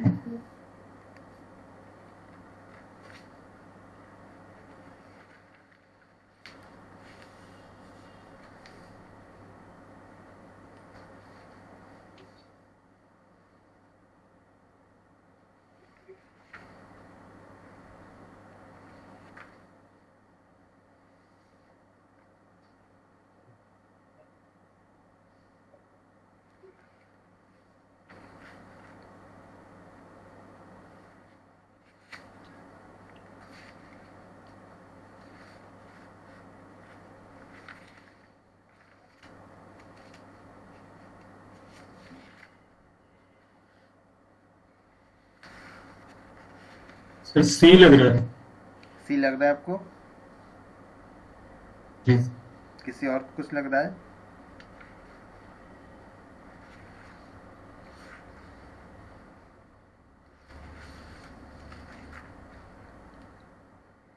इनडायरेक्ट इंस्ट्रक्शन जो होती है ये आपको एक कंट्रास्ट होता है किसी स्टूडेंट के डायरेक्ट, यानी कि जो हम बोलते हैं कि लर्नर डायरेक्टेड मॉडल के साथ। ये आपका टीचर के साथ आपका सेटअप होता है। आप कह सकते हैं कि आपका ये आपका टीचर आपका जो आपका सेटअप्स करते हैं, इसका एनवायरनमेंट जहाँ पे वो टीचिंग दे रहे हैं या टीचिंग कर रहे हैं, उनका एनवायरनमेंट जो प्रोवाइड करता है, क्या करता है आपका एक बेसिक फ्रेमवर्क देता है। जिससे क्या होती है कि लर्निंग एक्टिविटीज़ अच्छे से करने के लिए। लेकिन ये भी होता है कि वो लर्निंग एक्टिविटीज के साथ साथ कुछ फैसिलिटीज स्टूडेंट्स को इंटरेक्शन करने के लिए, उनको थिंकिंग करने के लिए, जैसे मैं बार बार बोलता कि आप सोचो कैसे होगा, मतलब आंसर मैं बता नहीं रहा हूँ लेकिन आपसे डिराइव करा रहा हूँ अंदर से पूरा। तो हम जो प्राइमरी सोर्स ऑफ इंफॉर्मेशन के प्राइमरी सोर्स जो होती है इंफॉर्मेशन के, उसको ना यूज़ करके हम क्या करते हैं, एक इंटरैक्टिव करते हैं और बच्चों के साथ इंटरेक्शन करते हैं, उनके सोच को डेवलप करते हैं, उनको सोचवाते हैं कि क्या कैसे होएगा। तो ये स्टूडेंट्स क्या हो जाएंगे आपका एक, आप ये कह सकते हैं कैसे डायरेक्टर ऑफ द लर्निंग, आप कह सकते हो कि उनके जो छात्र जो विद्यार्थी जो पढ़ाई कर रहे हैं, एक आपका डायरेक्टिव आपका लर्निंग प्रोसेस कहते हैं इसको, कि आपका निर्देशक की तरह, मतलब एक डायरेक्टर की तरह काम करते हैं। इनडायरेक्ट इंस्ट्रक्शन क्या होती है, जनरली आपको एनकरेज करता है। जैसे मैंने बोला कि अच्छा, अभी मैंने क्या बोला, आप लोगों में से और कोई है जो इसका कुछ और सोचते हो, तो मैं डायरेक्टली आंसर नहीं बोल रहा हूँ, मैं इनडायरेक्टली आपको क्या मोटिवेट कर रहा हूँ कि सोचो और सोचो क्या हो सकता है। तो इनडायरेक्ट इंस्ट्रक्शन जो होती है इसी को कहते हैं। हम डायरेक्ट ये नहीं बोल रहा हूँ कि आप गलत हो या सही हो, मैं बता रहा हूँ कि इनडायरेक्टली कि आप उसको देखो कि और क्या हो सकता है। तो आप जो इस तरह करते हो वो आपका क्या कहलाती है, वो इनडायरेक्ट इंस्ट्रक्शन कहलाता है। जो करता क्या है, ये आपको एनकरेज करता है हायर लेवल थिंकिंग को। आप जितना सोचे हो वो तो ठीक है, लेकिन उससे बेहतर और सोचो क्या हो सकता है। तो ये आपको जो इंटरेक्शन करके जो हम जो इसको डेवलप कर रहे हैं, इसी को हम कहते हैं इसका ये बेनिफिट होता है ये। तो इसके जो फीचर्स ऐसे ऐसे होता है कि आपका कॉन्सेप्ट पे फोकस करता है आपका क्वेश्चन आंसर के जरिए। जैसे मैंने क्वेश्चन किया कि ये बताओ और क्या आप लगता है कि इतना ही सही है, क्या और कुछ हो सकता है, तो मैं डिनाई नहीं कर रहा हूँ, एक्सेप्ट भी नहीं कर रहा हूँ, आपको खाली आपको लॉजिक को डेवलप करने की कोशिश कर रहा हूँ कि आपका जो सोच है उसको और अच्छे से बन जाए। और इसका फ़ायदा क्या होता है कि इसमें हम क्वेश्चन आंसर के एक सेशन रखते हैं और फिर प्रॉब्लम बेस्ड हम प्रेजेंटेशन करते हैं, और फिर क्या करते हैं आपका पार्टिसिपेटरी के साथ उनका कोलैबोरेटिव भी होता, आपका जो उसको उनका हेल्प भी करते हैं, उनका कोलैबोरेशन भी करते हैं, जिससे उनका जो सही मकसद तक पहुंच जाए। तो आप बताओ कौन से सही होंगे, ABCD में कौन से होंगे बताइए। ठीक है, अब देखो ये व्याख्या कितना जरूरी था ना, ये व्याख्या हो जाने से क्या हुआ, आपने खुद ही आंसर दे दिया। और अगर मैं खुद बोल देता कि ऑप्शन ए सही है तो सही होता क्या, तो वो आपको उतना ग्रोथ कर पाता, नहीं कर पाता। तो ऑप्शन में क्या बोला है आपका, focus on concept acquiring through question answer session, तो ये आपका ये सही हो गया। अब देखो बी, बी अगर सही है तो जहां पे बी नहीं है उसे काट दो, तो कौन सा काटोगे आप, डी कट गया। फिर क्या होती है आपका गाइडेड स्टूडेंट प्रैक्टिस, तो ये तो है ही नहीं है गाइडेड स्टूडेंट प्रैक्टिस। और फिर क्या होगा, presenting the stimulus material in small, इसका कोई मतलब ही नहीं है कि हम मटेरियल का इस्तेमाल कहाँ कर रहे हैं, हम तो कल आपको थिंकिंग को डेवलप करने की कोशिश कर रहे हैं। तो जहाँ जहाँ पर सी है वहाँ पे काट दो, तो सी किधर है, यहाँ पे सी है, यहाँ पे सी है, तो ऐसा भी क्या हुआ, आपका आंसर मिल गया। तो बी, डी और ई हो जाएगा। ई में क्या दिया है आपका, participatory and collaborative moves test, तो ये आपका ऑप्शन ए सही हो जाएगा। किसी को डाउट तो नहीं है ना, हमने हिंदी में भी दिखा दिया। आप बताओ हिंदी वाला ज्यादा समझना ज्यादा अच्छा है कि इंग्लिश वाला? ऐसा कोई है जिनको हिंदी में ज्यादा अच्छा समझ आया हो? विच ऑफ द, लेकिन मैं हिंदी भी मैंने निकाल लिया आप लोगों के लिए पूरा कि पता नहीं तो हिंदी इंग्लिश मैटर ही नहीं करता फिर तो। हाँ जी, तो टर्म पता ही नहीं था, इसीलिए हिंदी इंग्लिश मैटर ही नहीं कर रहा था उसमें। नहीं कोई नहीं। विच ऑफ द फॉलोइंग, ये सब मैम ने करा दिए थे ना सारा ना, ये सब चीजें, ये तो फर्स्ट यूनिट का ही है। Which of the following assessment produces is conducted during an in-progress teaching learning session? Summative, formative, non-referenced, criterion referenced। Hindi में बोल देता हूँ आपको। नवा क्वेश्चन, प्रवर्तमान मतलब चालू होती है, चालू मतलब जो करंट होती है, उसका कई अर्थ निकलती है। तो प्रवर्तमान शिक्षण अधिगम सत्रों के दौरान कौन सी आकलन प्रक्रिया अपनाई जाती है? संकलनात्मक, निर्माणात्मक, मानक संदर्भित, निष्कर्ष संदर्भित। हिंदी इंग्लिश दोनों में करने से क्या था, मेरा टाइम ज्यादा लग जाती है, दो बार दिखानी पड़ती है ना। तो आप 9th वाला बोलो, क्या बोलोगे? B for Bombay. हाँ, फॉर्मेटिव। बिल्कुल, 9th वाला क्या बोला गया, फॉर्मेटिव। क्योंकि ऐसा कोई है जो 9th को फॉर्मेटिव के अलावा कुछ और सोच रहे हो? उनको लगता है कि 9th के फॉर्मेटिव नहीं होना चाहिए, कुछ और होना चाहिए? इन प्रोग्रेस है ना सर। हाँ, तो ऐसा कोई हो जो ऐसा जिनको लगता हो कि नहीं 9th में कुछ और होना चाहिए, ऐसे फॉर्मेटिव सही है पूरा। कि फर्स्ट टाइम मैंने बात किया था कि 1967 में आपका मिशेल स्क्रीवेन उन्होंने आपका यूज किए थे इसको, इस कॉन्सेप्ट को फॉर्मेटिव असेसमेंट के लिए, ताकि आपका जो आपका करिकुलम इवैल्यूएशन करने के लिए। और इसके बाद आपका स्क्रीवेन थे जिन्होंने 1991 में इसको डिफाइन किए थे एज ए फॉर्मेटिव असेसमेंट। ये आपका टिपिकली कंडक्टेड ड्यूरिंग मतलब कंडक्टेड था जबकि आप एक कुछ डेवलपमेंट करते हो या कुछ इम्प्रूवमेंट करते हो किसी प्रोग्राम के साथ, या कोई प्रोडक्ट या पर्सन इस तरह के साथ करते हो, तो जब भी इस तरह के आप कंडक्टेड करते हो तो वहाँ पे ये काम आता है। नॉर्मली हम क्या करते हैं कि आप जानते हो इन सब चीज़ों को हम ऐसे भी इस्तेमाल करते थे लेकिन नाम नहीं जानते थे। आप जो जैसे आप किसी को टीचिंग करते हो, ये सारे काम आप करते ही हो, लेकिन आप उसके नाम के साथ आपको पता नहीं होता कि आप इसका नाम क्या नाम दिया गया है, बस आपको खाली नाम ही जानना है। तो ये हम इसको एनालिसिस करते हैं, डिफाइन करते हैं, क्लियर करते हैं कि उसका पर्पस ऑफ कंडक्टिंग किसी अपना असेसमेंट के लिए क्या ज़रूरत है। जैसे मैंने अभी आपका उपनिषद का किया मैंने, तो पहले हमने देखा कि हमें बच्चे को कहाँ तक लेके जाना है, नॉलेज तो देना ही है, उसका जो उपनिषद का जो मेन चीज़ें वो तो बतानी है, लेकिन साथ साथ हमें एग्ज़ाम को भी हमें करनी है। तो हमें किस तरह के क्वेश्चंस को हमें कलेक्ट करना चाहिए, इसके ऊपर हमें एक रिसर्च करने की ज़रूरत पड़ी। इस तरह से हम चीज़ों को हम देखते हैं इसको, ताकि हमारा सारा मोटो जो है पूरी हो जाए, नॉलेज का भी, ज्ञान का भी, अपने जीवन में भी उतारने का भी, और साथ साथ एग्जाम्स का भी। तो इसको हम कहते हैं, इसको फॉर्मेटिव असेसमेंट है। आपका ऑप्शन भी सही है, बिल्कुल। 10th क्या है? Given below are 2 statements. The use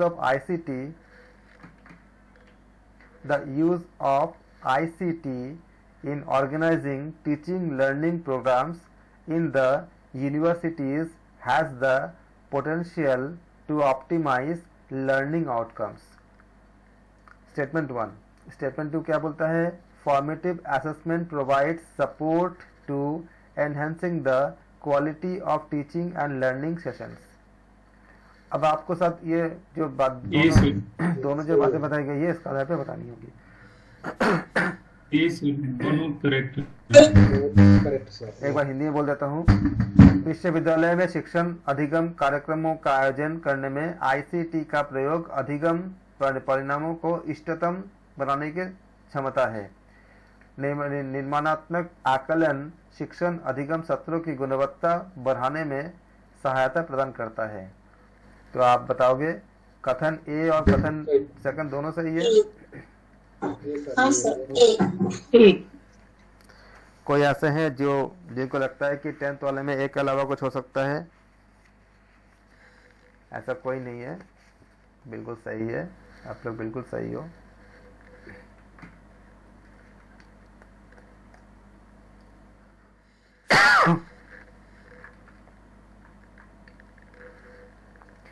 Identify sampling procedure in which units are chosen, giving an equal and independent chance. Quota sampling procedure पहला है, दूसरा है आपका स्ट्रेटिफाइड सैम्पलिंग प्रोसीजर, तीसरा है डायमेंशनल सैम्पलिंग प्रोसीजर, चौथा है random sampling procedure, systematic sampling procedure. फिर आपको 4 ऑप्शन है। Random sampling. इसको हिंदी में भी एक बार बोल देता हूँ इन लोगों को। अब तो अपन हिंदी वाले को दिक्कत नहीं है, आपका अगर किधर गया है 11th वाला। प्रतिचयन प्रक्रिया को चिन्हित कीजिए जिसमें यह आपका 2020 का पेपर है, ये जब हम कर रहे पेपर, ये 2020 का पेपर है। प्रतिचयन प्रक्रिया को चिन्हित कीजिए जिसमें इकाइयों का चयन समान और स्वतंत्र अवसर प्रदान करते हुए किया जाता है। अनुपातिक प्रतिचयन प्रक्रिया, स्तरित प्रतिचयन प्रक्रिया, विमात्मक प्रतिचयन प्रक्रिया, यादृच्छिक प्रतिचयन प्रक्रिया, व्यवस्थित प्रतिचयन प्रक्रिया। जिन लोगों ने हिंदी में अगर किए हैं तो उनको याद आ गया होगा सब चीज़ें। अब आप इंग्लिश को देखकर ही बताइए ऑप्शन क्या बोलेंगे, आप कौन सा लेंगे? D sir, random sampling. सबको लगता है डी आपका रैंडम सैम्पलिंग सही है? ऐसा कोई है जिनको लगता है कि नहीं सही नहीं है? सर रैंडम सैम्पलिंग ठीक है, लेकिन यहाँ पे ऑप्शन है सर रैंडम तो अचानक टाइम पे होता है ना सर, ये होता है क्या? रैंडम जो होती है रैंडम चूज करते हैं। रैंडम सैम्पलिंग अगर हम बात करेंगे तो ये आपका ये एक आपका कह सकते हैं कि आपका प्रायिकता का मतलब एक प्रतिचयन का प्योर फॉर्म होता है। जैसे आपने एक डाइस फेंका, तो डाइस में क्या होती है कि डाइस में क्या आएगा नहीं पता है आपको। आपने एक टॉस किया तो हेड आएगा टेल आएगा नहीं पता आपको, तो ये एक बार हेड आ सकता है, अगले बार हेड आ भी सकता है या नहीं भी आ सकता है। इसको हम रैंडम कहते हैं, इसलिए इसको पूरा प्योर माना जाता है। इसके बारे में हमको कुछ भी नहीं पता कि क्या आ सकता है। आपने डाइस फेंका 1 2 3 4 5 6 कुछ भी आ सकता है। तो इसमें समष्टि का जो प्रत्येक, इसी तरह से अगर आप मान लो कि आप कहीं कुछ आप मरीज को आपको देखना है कि तनावग्रस्त लोगों में भस्त्रिका प्राणायाम का या भ्रामरी प्राणायाम का क्या इफेक्ट पड़ता है। आपके पास ऐसे अस्पताल गए, वहाँ पे आपको 200 लोग मिले जो बहुत डिप्रेशन का मरीज है।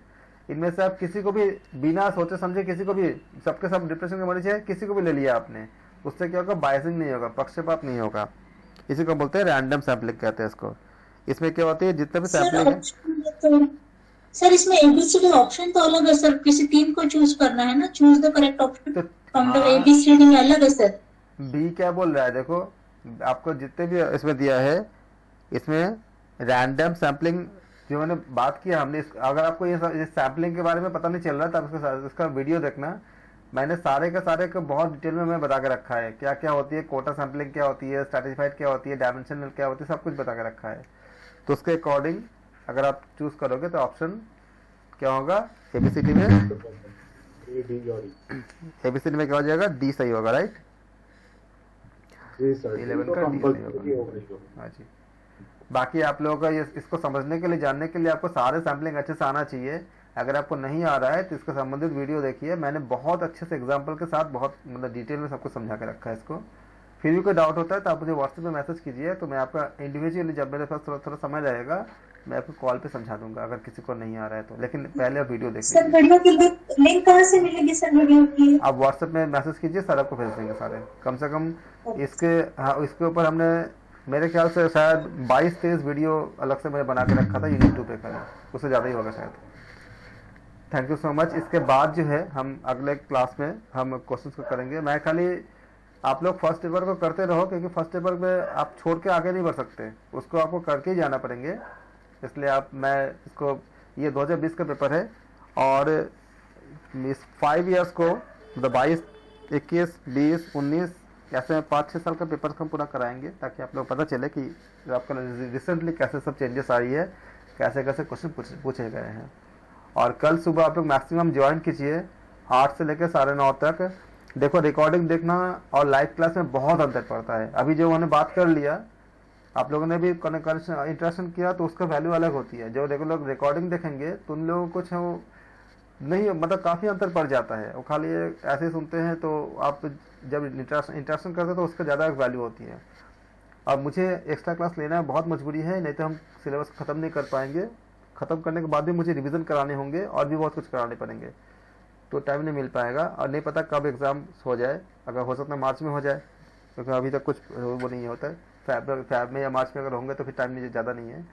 इसलिए अगर मुझे भी बहुत सा काम छोड़ कर आना पड़ रहा है आप लोगों के पास, मेरे भी पूरा दिन क्लास रहती है, तो मैं किसी क्लास को मतलब बंद करके उनको स्किप करके तब मुझे आपका क्लास लेना पड़ रहा है। इसलिए आप लोग भी आइए 8 बजे सुबह कल हम करेंगे, यूनिट 10 करेंगे। तो आप लोग ऐसे मतलब दिक्कत नहीं होगी, सब जान जाएंगे। जैसे आपने उपनिषद को जैसे आप जान रहे हो वैसे उसको भी जानोगे। यूनिट 10 को ख़त्म नहीं होगा, बहुत बड़ी यूनिट है, लेकिन शुरू करेंगे कल। धन्यवाद, थैंक यू सो मच।